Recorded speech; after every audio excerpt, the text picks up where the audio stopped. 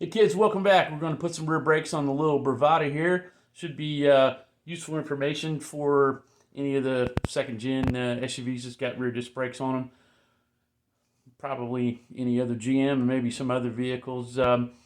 Nothing really out of the ordinary, but there are some specific distant differences that you need to check out here, and hopefully you find this information useful. Thanks again for watching. Let's do it.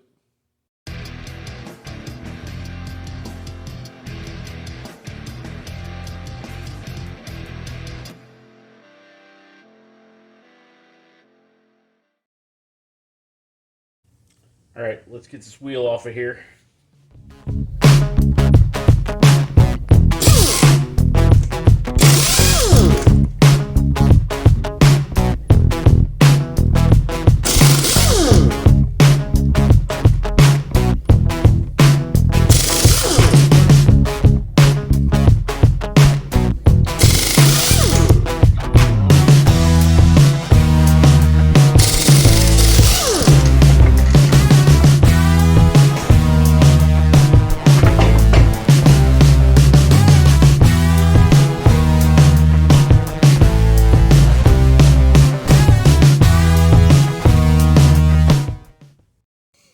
All right, this is critical. If you can see the brake bleeder right here, I got to be able to get that loose.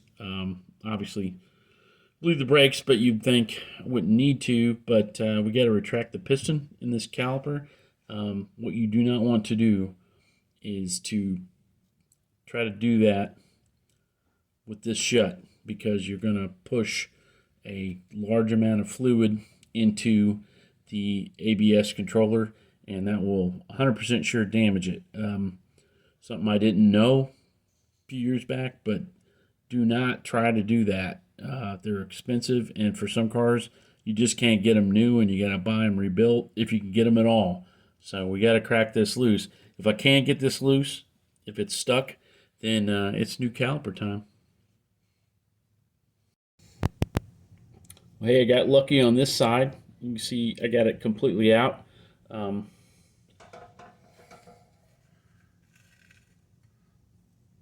That's it right there. I'm gonna clean it up, kind of route it out, make sure it's clear. As long as the master cylinder doesn't run dry, we're okay.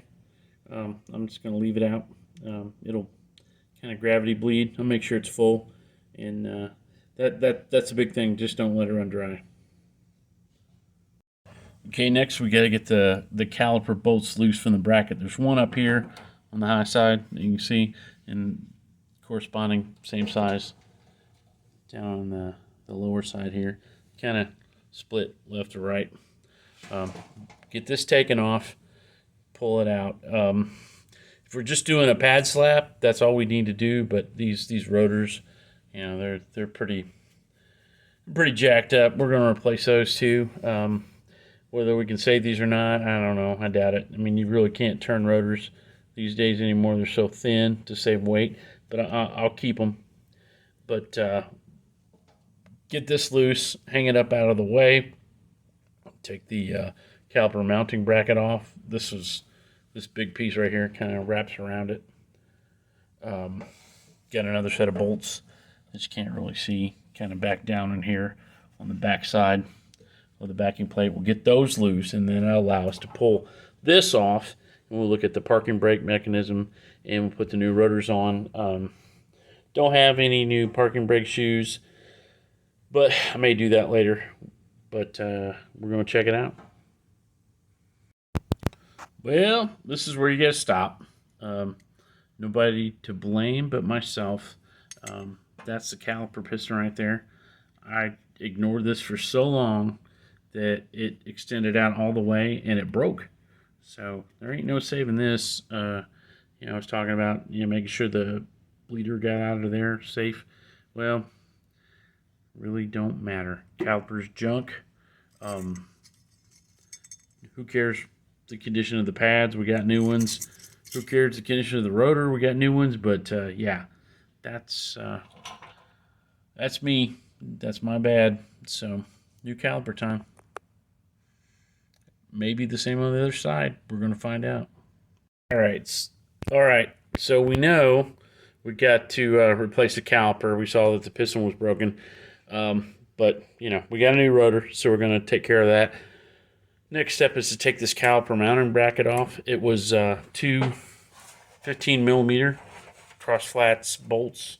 If I can find them, I got them laying underneath here in me. They're on the back side of that you probably can't see, but kind of going in through here, and then on the bottom side they go, you know, in this way. So you definitely gotta, you know, get a good tight wrench, because I tried to use a socket on them, and was kind of starting to round the heads off of them. Don't want to do that. There you go. One of them bolts, I believe that's one of them. But you know, get some good tools, get that loose. Just pulls off of there. You'll see why you can't get penetrating oil dripping off of there, but you see why you can't get the rotor off, because it kind of wraps around it.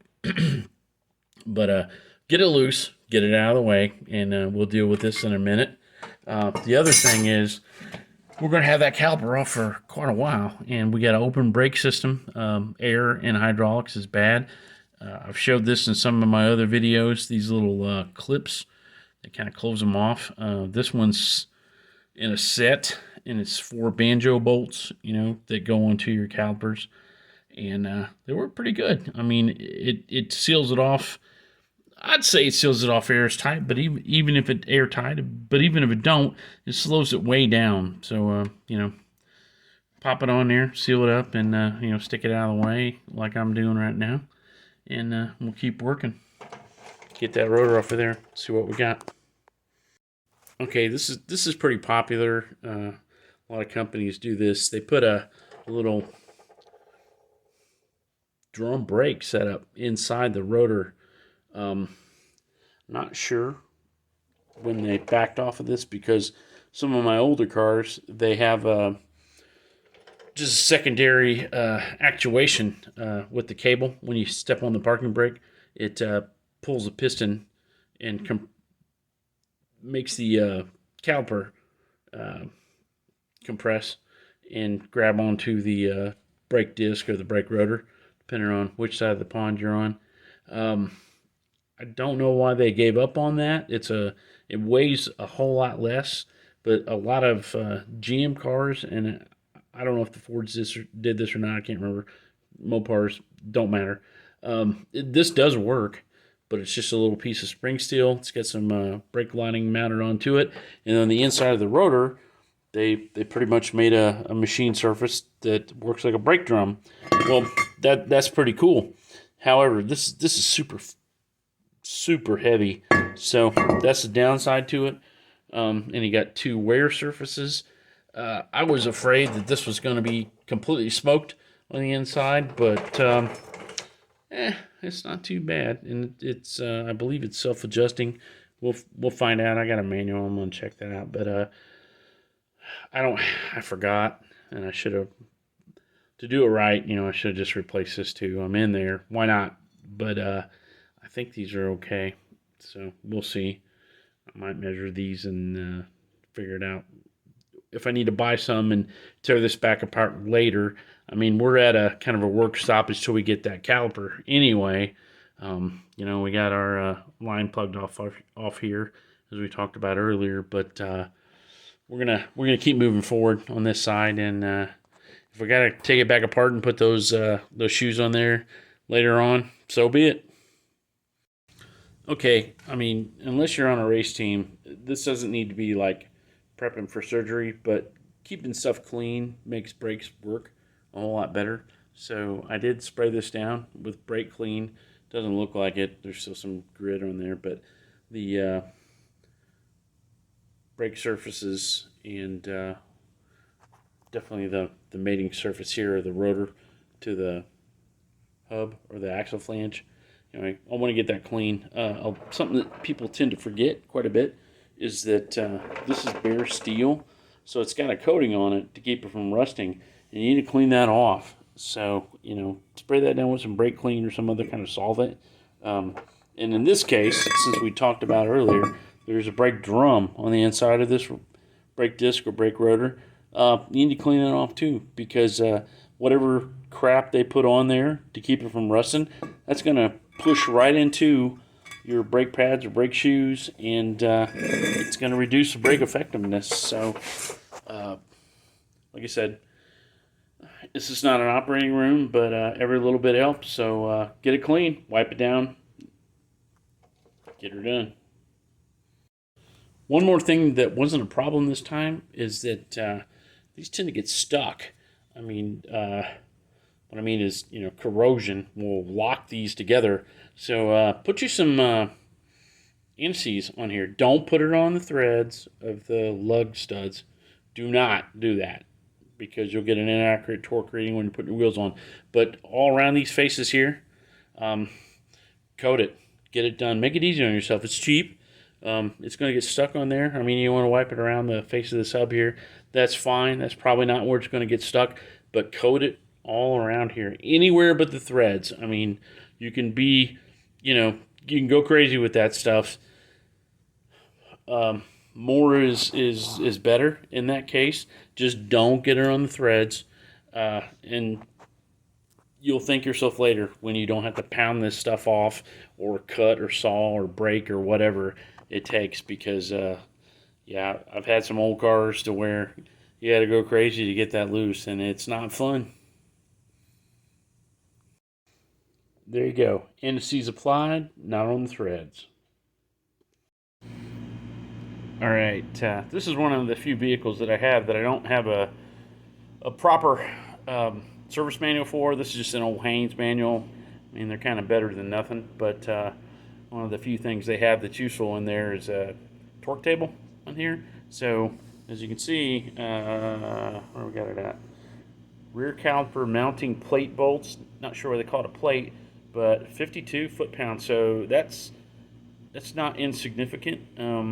I'd say if you don't have a torque wrench and you're working on cars, especially brakes or engine parts, it's time to get one.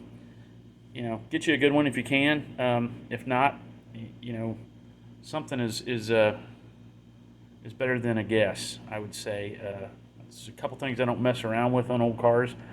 Brakes and steering is definitely at the top of the list, and they don't want this coming off of there, because you lock up a wheel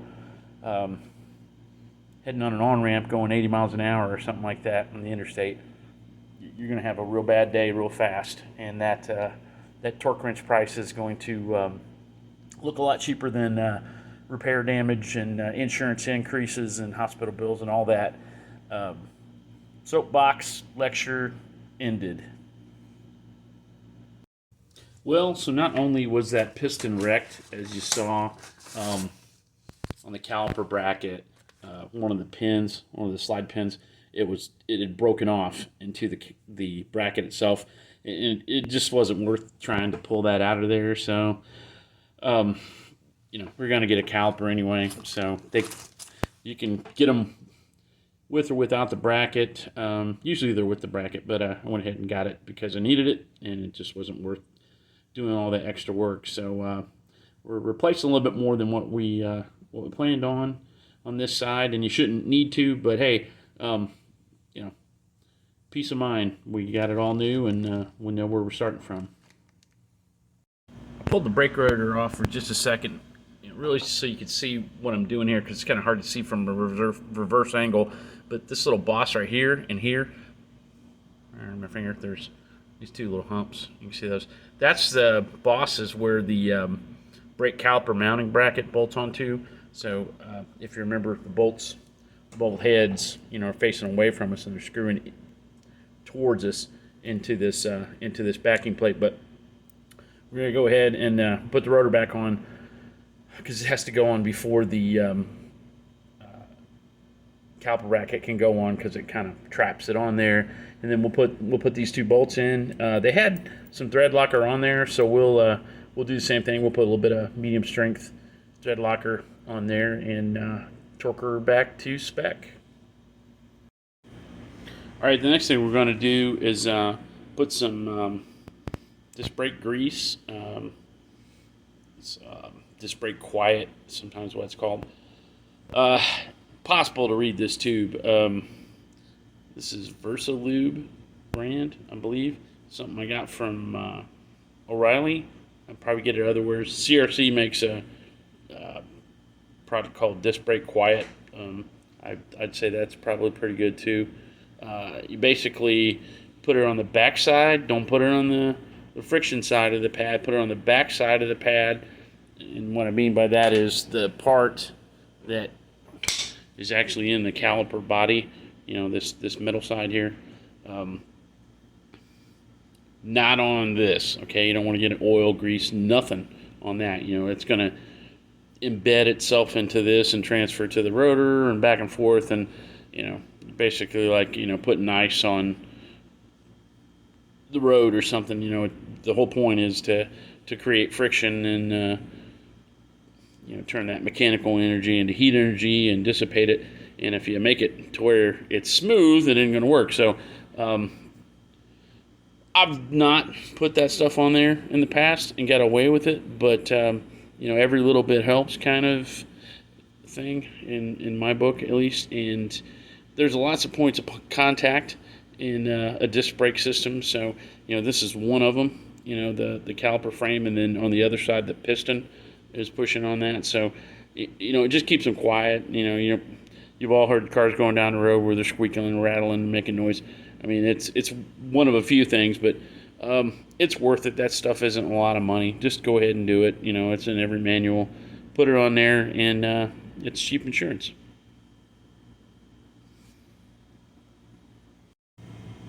Okay, this particular pad set has a nice little crimped on sheet metal plate, and that's the only area that you need to put that disc brake grease onto. I'll kind of show you before and after. You don't need to just slather that stuff on there and totally kill it. You just need to make an even coat and kind of cover it up. You see I run 2 beads of that out of the tube, and then this is the after. I just smeared it on there with my finger, just kind of spread it out. That's all it took, just a little bit. So that tube has lasted me a long time. So you get one of those, and it'll do several brake jobs. And like I said, a little bit of peace of mind. Right, something that you need to make sure you put back in here. I saw somebody asking if they're necessary or not online. Yeah, pretty much. I mean, would it work without them? Maybe. I believe these are called anti-rattle clips. I cleaned them up a little bit. They were completely filthy. They were black as coal from brake dust and grease. They appear to be stainless, probably to be able to take the heat, but they're just a little kind of formed clip, kind of snaps into this caliper bracket. There's one up here and there's one on the bottom there. I'm not going to take it out, but they're kind of keyed to where the brake pad kind of snaps in or slips in to the groove. And once you get one in, they don't go anywhere. And then you can put the caliper on top of that, which we're going to do next. But I'm doing the one on the front side so you can see it, but the back side is pretty much a mirror image. The pads are the same front and back. You got the wear indicator up here that, you know, makes a big noise when they get worn down. But yeah, clean these up, put them in there. They do serve a purpose. So I think sometimes you can get a new set when you buy, you know, maybe the premium brake pads or something. But the ones that I got here, just kind of stock replacement pads. They didn't have them, so I did reuse the old ones. There's nothing wrong with that. Just, you know, clean them up if you want to or not. But, you know, the gummy they are, the harder they are to work with. But it does kind of help locate it a little bit. See, I popped it out because I was goofing with it. But it's kind of, there's a little tab you can see on the end here, a little square tab, and it kind of just plugs in there like Legos. Not hard to do unless you keep goofing it up like I do. Pop it right in place, and put the other one on, and then we're going to be ready to put the caliper on next. All right, well that's kind of how it will look when it's all put together.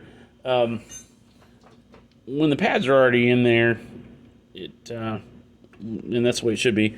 There's not a whole lot going on that you gotta fiddle with, but I kind of sort of start from the low side and kind of just like rotate it into position. There's bolts that go into the back side here where I'm touching. See up high there?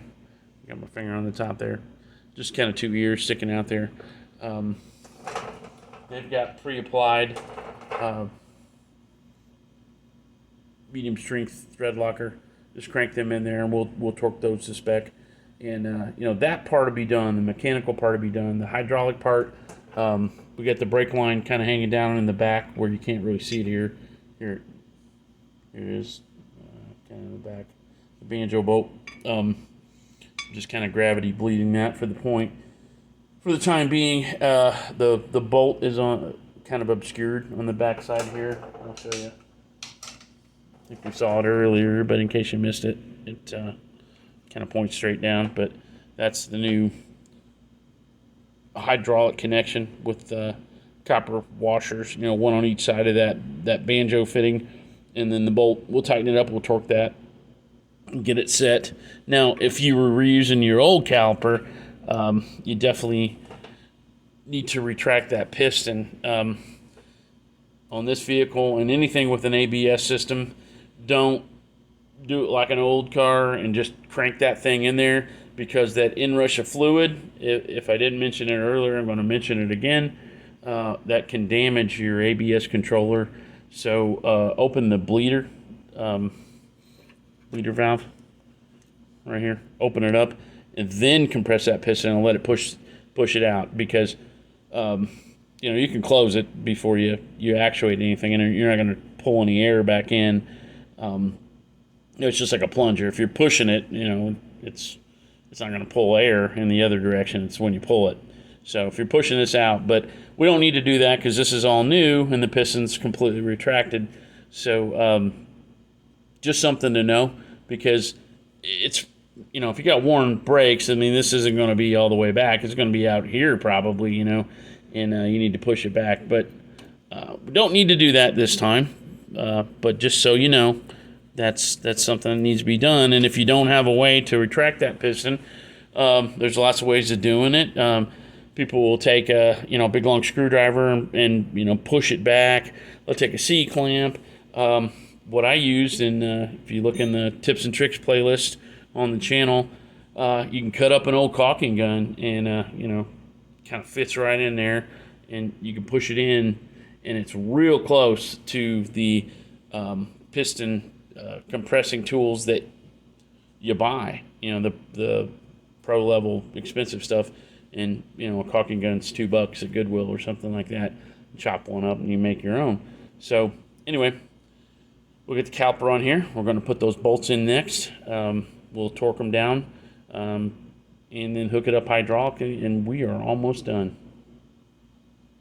All right, let's torque those guide pin bolts, 23 foot-pounds.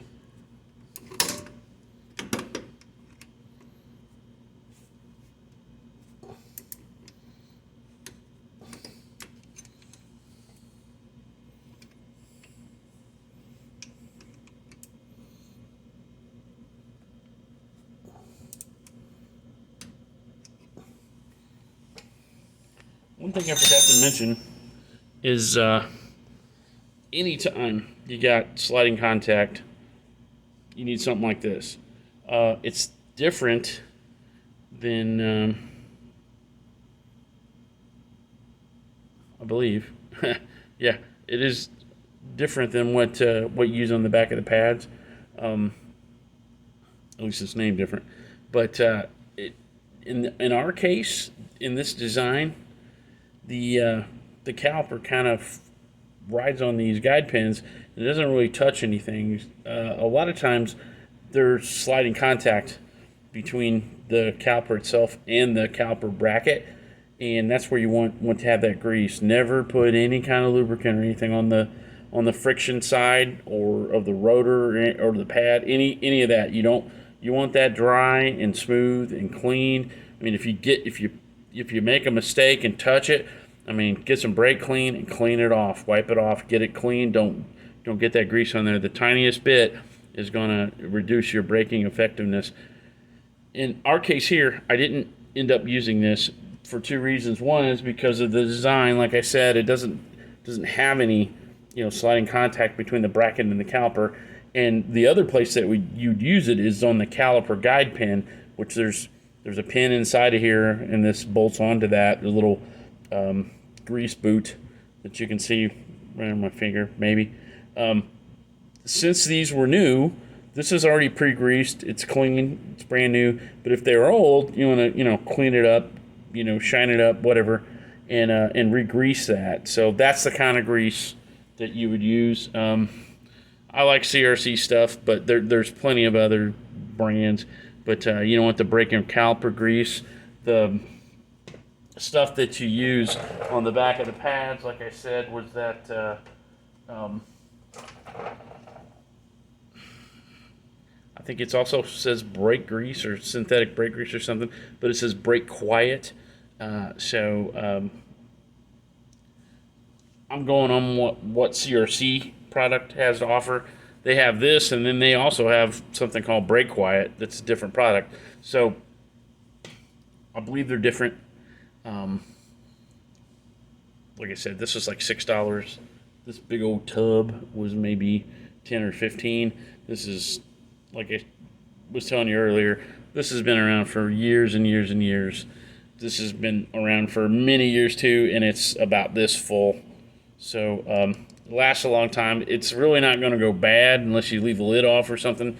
So maybe it doesn't make sense if you're doing a pad slap and you don't care.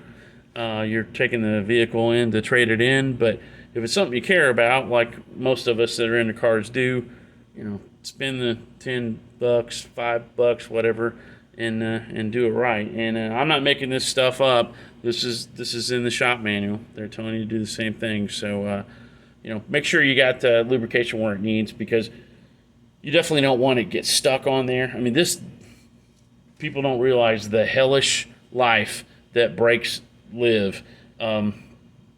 Watch somebody, pull up to a stop after going, zooming down the interstate at 80. I mean, you might see, glowing red off of that. Definitely if you watch race cars, they're doing that. I mean, this stuff is just hot, cold, nonstop. So you want to give it the best chance, lube it up, straighten it up, make it clean. Brakes are your life, man. And my uncle used to say, if you get them going fast, you got to be able to slow them down. It's good advice. All right, really the last thing we got to do is hook the hydraulic line up to the caliper. You might have heard me say banjo bolt, and I got thinking about this.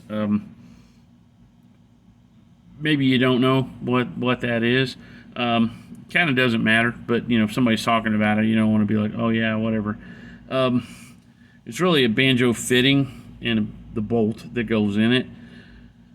What it is you got hydraulic fluid coming in through here, and it needs to make a right turn to go through. So what they do is called rifle drilling. If you see in the end of this bolt, it's it's almost like a tube. They got a hole going through it, and then on the side, whether you can see that or not, I'm gonna take these washers off.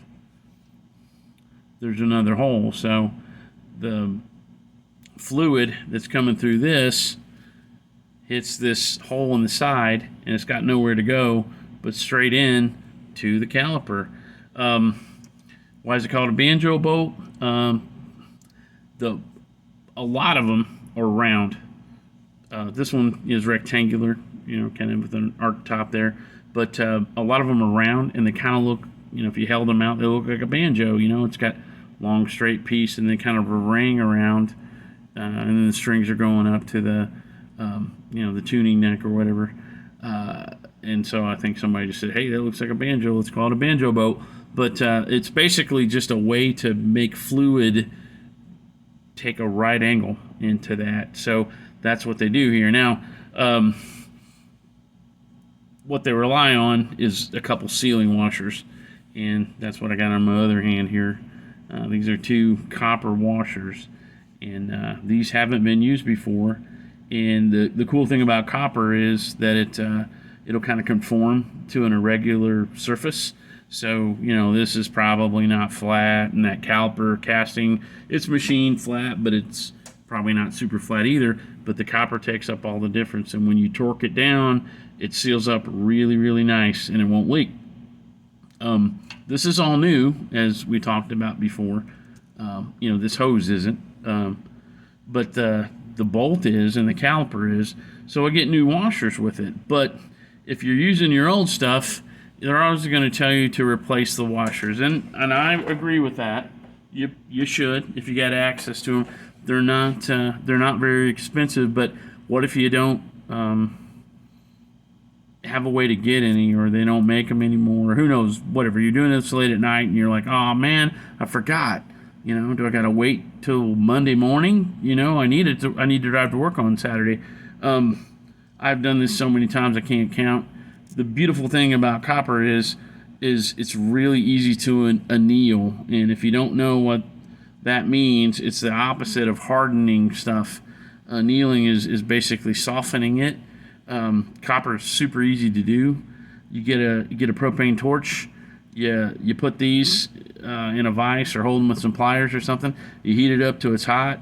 Rotate it around. Heat it up. Just make sure the whole thing hot. Get it as red as you can, and just let it cool down. You don't want to quench it or anything. And when I quench it, I mean like cool it off with water or oil or anything, because then you're doing the hardening step.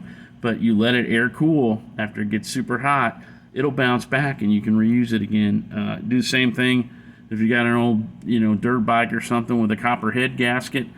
Same thing. You can use those pretty much until you tear them up. If you got new ones, use the new ones. But if you're out of luck and you don't, you can anneal the old ones and keep on rocking. So we're going to put this together, torque it, and we're just about done. Okay, kids, that's pretty much it. We got the hydraulic line hooked up. We got the caliper bolted on. Everything's cleaned up, ready to rock. We're going to let the brakes gravity bleed. That means, I'm not going to have to pump the pedal or anything. Just going to open the bleeder valve on the bottom of the caliper and let time and physics do its work. That's really the easiest way to do it, and don't have to have an assistant to do that, but we can do a video on bleeding brakes if you think that's worthy. Let me know in the comments. Again, do your homework, like, subscribe, share. Thank you for watching, and we'll see you next time on Smith Motorworks. Hey, one thing I did forget, wanted to make sure everybody saw it. Don't leave this little clip out like I did earlier. Just snaps in from the bottom of the inside of the caliper, snaps in, goes right above the brake pads. Not the end of the world, just got to take it back off and snap it in. But it's easier if you don't forget like I did and do it the first time.